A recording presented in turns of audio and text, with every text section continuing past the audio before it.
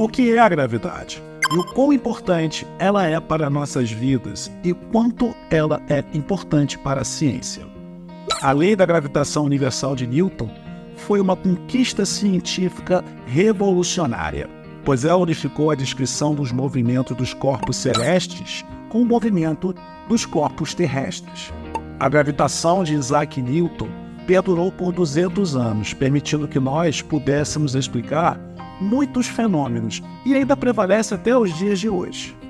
Até que surgiu a teoria da relatividade geral de Albert Einstein no século XX, que veio refinar a teoria da gravitação universal de Isaac Newton, em especial para a astronomia e para a astronáutica.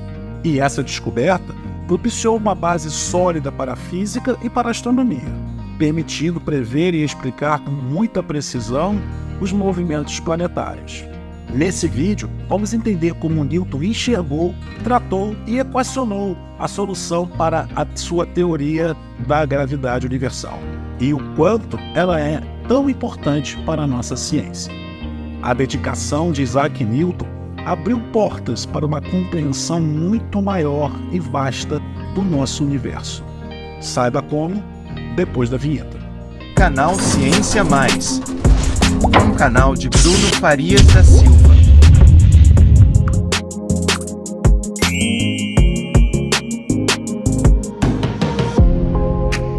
Obviamente, as coisas já caíam antes de Newton.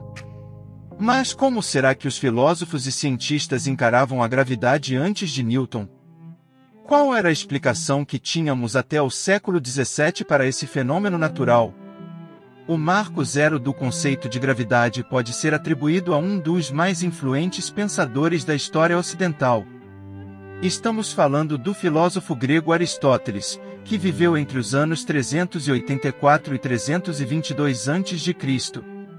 Ele dividia um pouco os fenômenos a partir dos elementos, e entendia que havia uma tendência natural do objeto que pertencia a determinado elemento, a voltar à posição desse elemento.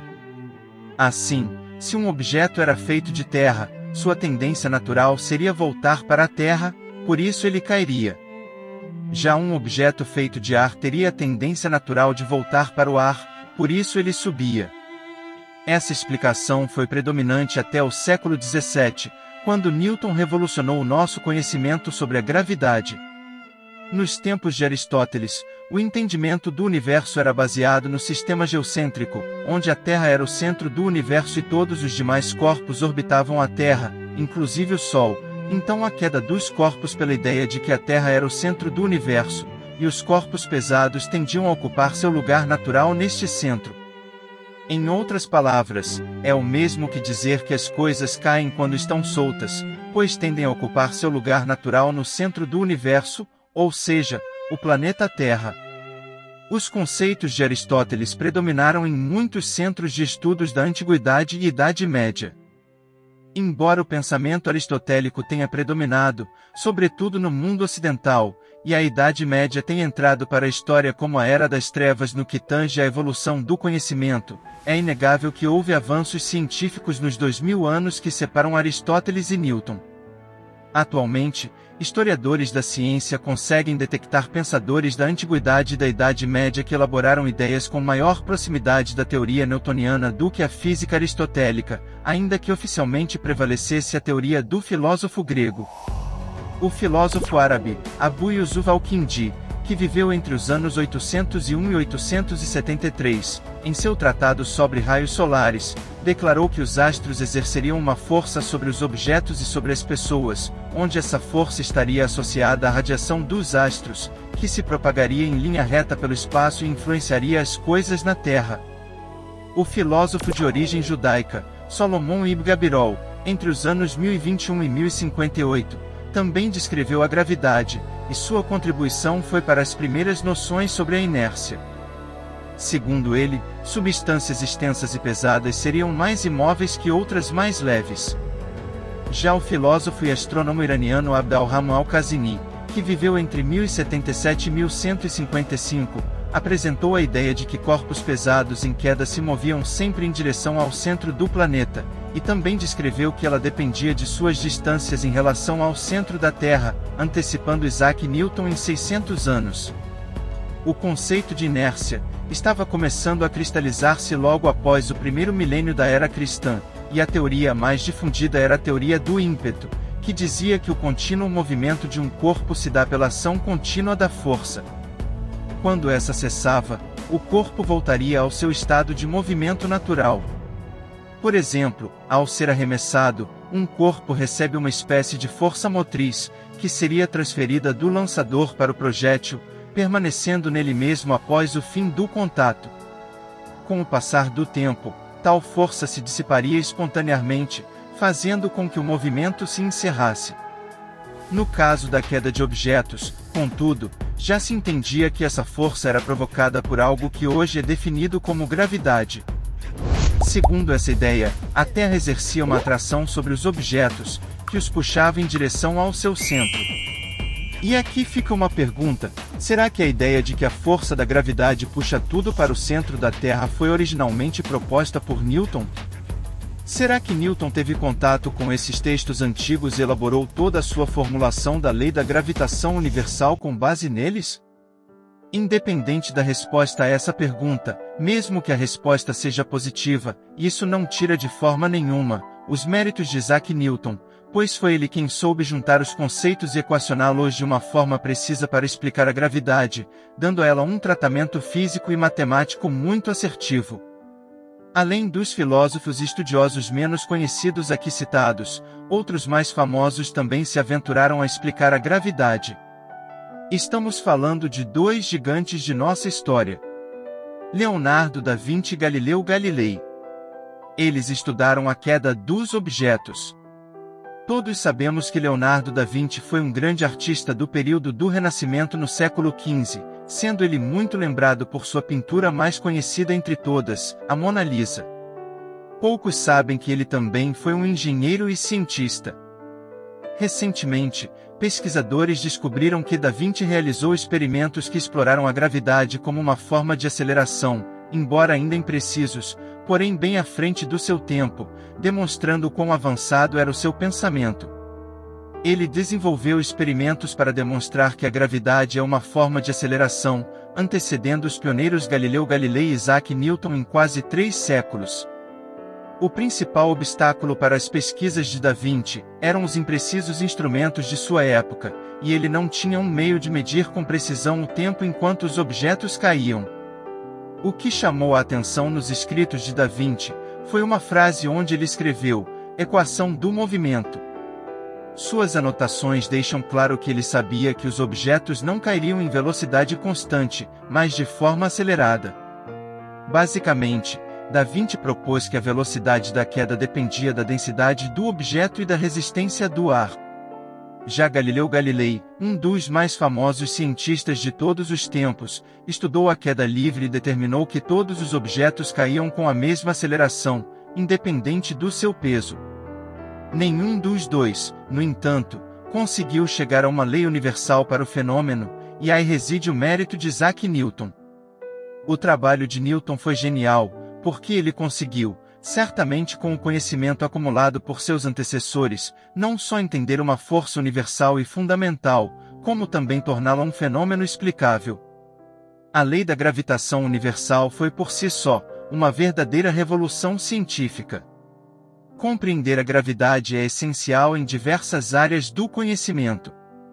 Do ponto de vista da física e astronomia, a compreensão da gravidade permite entender a estrutura do universo, os movimentos dos corpos celestes e até mesmo a expansão do universo, além, é claro, dela ser totalmente indispensável quando falamos na construção de satélites, foguetes espaciais e no planejamento de órbitas e viagens espaciais.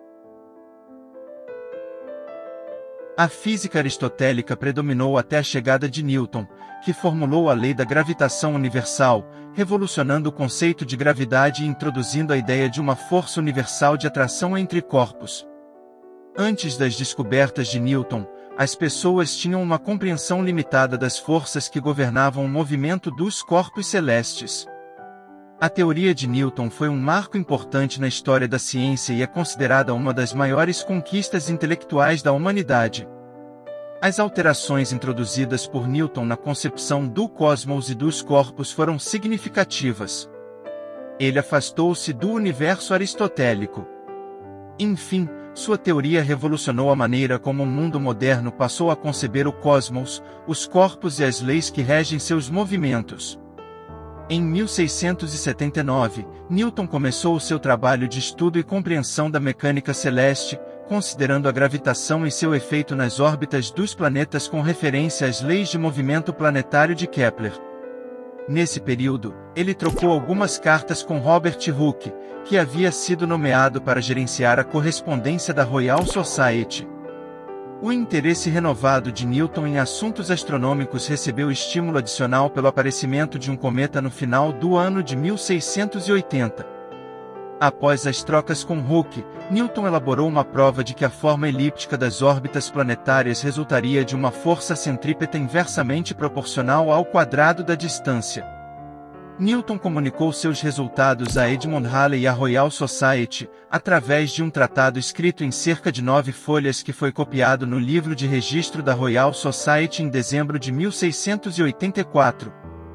Este tratado continha o núcleo que Newton desenvolveu para formar o Principia.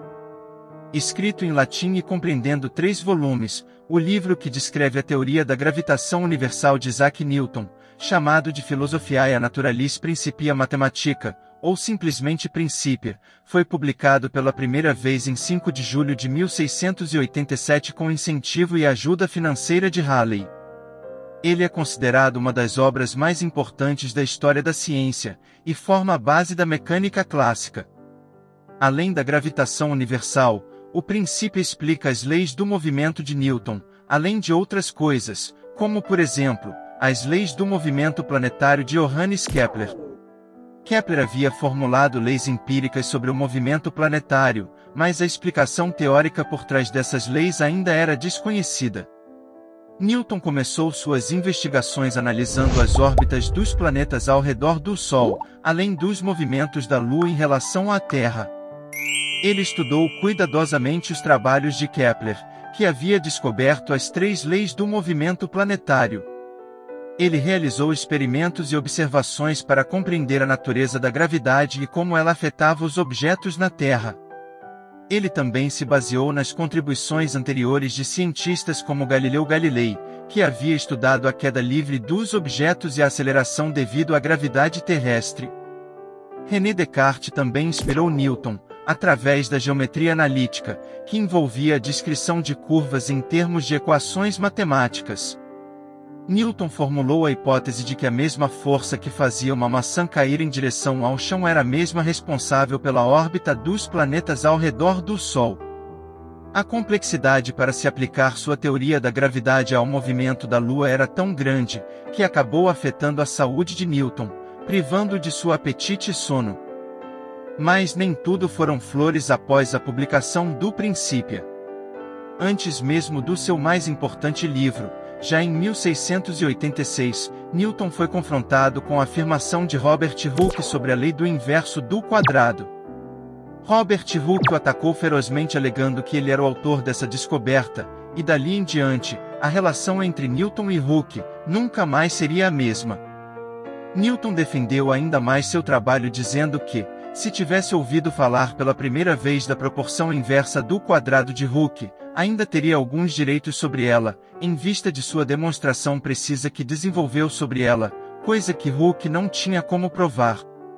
Atualmente, não temos como estabelecer a verdade sobre essa disputa entre Newton e Hooke, pois a maioria dos escritos de Hooke desapareceram e foram destruídos, restando nenhuma prova a seu favor. Porém, muitas provas permanecem vivas a favor de Newton como autor dessa descoberta. Em 1692, Newton disse ao astrônomo John Martin que sua cabeça nunca havia doído, mas quando ele estava estudando o assunto ela doía, e o mantinha acordado com tanta frequência, que ele não pensava em mais nada. Newton elaborou todo o seu estudo, e deixou clara sua visão heliocêntrica do Sistema Solar, ou seja, a Terra não era o centro do universo, mas sim o Sol. Com base nessas suas ideias, ele desenvolveu a lei da gravitação universal, que estabelece que a força gravitacional entre dois corpos é diretamente proporcional às suas massas e inversamente proporcional ao quadrado da distância entre eles, o que, na atualidade, conhecemos como a equação da força da gravidade que vocês podem ver na tela, onde m1 e m2 são as massas dos dois corpos em análise, e d, a distância entre seus centros de massa.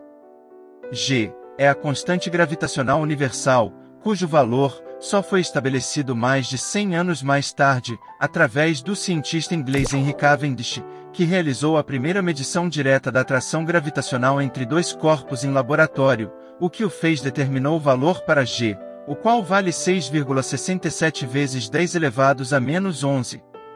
Aplicando algumas variáveis nessa equação, descobriremos que a força gravitacional que atrai duas pessoas de massa 70 kg, separadas por uma distância de 30 cm, é muito pequena, tão pequena, que ela é mais de 54 septilhões de vezes menor que a força gravitacional gerada pela interação das massas da Terra com a Lua. Mas e quanto à história da maçã que caiu na cabeça de Newton e o inspirou a criar a lei da gravitação universal? Será que ela é verdadeira? O próprio Newton costumava contar a história de que foi inspirado a formular sua teoria da gravitação observando a queda de uma maçã de uma árvore. É bem provável que essa história passou para o conhecimento popular após a sobrinha de Newton ter relatado ao filósofo e escritor francês Voltaire. Voltaire então escreveu: Sir Isaac Newton, andando em seus jardins, teve o primeiro pensamento de seu sistema de gravitação, ao ver uma maçã caindo de uma árvore. William Stukeley, um dos membros da Royal Society junto a Isaac Newton, registrou uma conversa que teve com Newton em 1726, onde ele escreveu para a Royal Society relatando: Fomos ao jardim e bebemos chá à sombra de algumas macieiras, apenas ele e eu. Em meio a outros discursos, ele me disse, ele estava na mesma situação, como antes, a noção de gravitação veio à sua mente. Por que essa maçã sempre desce perpendicularmente ao chão? Pensou ele consigo mesmo, ocasionado pela queda de uma maçã, enquanto ele se sentava em um estado de espírito contemplativo. Por que não deveria ir para o lado ou para cima? Para o centro da Terra? Certamente, a razão é que a Terra atrai. Deve haver um poder de atração na matéria, e a soma do poder de atração na matéria da Terra deve estar no centro da Terra, não em qualquer lado da Terra, portanto esta maçã cai perpendicularmente, ou em direção ao centro. Se a matéria atrai a matéria, deve ser proporcional à sua quantidade. Contudo, a lei da gravitação universal de Newton apresentou posteriormente à sua publicação algumas controvérsias e conflitos em sua formulação matemática. A teoria de Newton não explica totalmente a precessão do periélio das órbitas dos planetas, especialmente a de Mercúrio, que foi detectada muito depois da morte de Newton, bem como o efeito das lentes gravitacionais, que nada mais é que a deflexão angular dos raios de luz, prevista pela gravidade. Muitos anos depois de Newton, o físico alemão Albert Einstein, que viveu entre os anos de 1879 e 1955, diria que a gravidade é a primeira coisa em que não pensamos, afinal, parece natural a ideia de que uma pedra arremessada caia, do mesmo jeito que uma fruta não colhida do pé, ou que um tropeço bobo seja prenúncio de um tombo. Mas foi Einstein, através de sua teoria da relatividade geral, que avançou pós-Newton, e nos ensinou a modelar e compreender a gravidade de uma outra forma. Einstein nos assegurou de que a gravitação é uma manifestação do espaço-tempo curvo em vez de ser devida a uma força propagada entre os corpos. Na teoria de Einstein, a energia e o momento distorcem o espaço-tempo em sua vizinhança, e outras partículas se movem em trajetórias determinadas pela geometria do espaço-tempo. Isso permitiu uma descrição dos movimentos da luz e da massa, consistente com todas as observações disponíveis, especialmente com os dois tópicos anteriormente citados, onde a gravidade newtoniana falhava. Na relatividade geral, a força gravitacional é uma força fictícia, resultante da curvatura do espaço-tempo, pois a aceleração gravitacional de um corpo em queda livre se deve a uma geodésica do espaço-tempo. Mas isso é assunto para um próximo vídeo. Por enquanto, apenas compreenda que a massa diz ao espaço-tempo como se curvar, e o espaço-tempo diz à massa como se mover. Ficamos por aqui, e agora deixo aqui 2 cards recomendando outros 2 vídeos aqui no canal que tenho certeza que você irá gostar muito. No primeiro vídeo eu falo sobre por que o dia dura 24 horas, e no segundo vídeo, vamos conhecer um pouco mais sobre o universo testando seus conhecimentos num quiz. Obrigado por ter assistido esse vídeo e pelo like se você gostou desse conteúdo.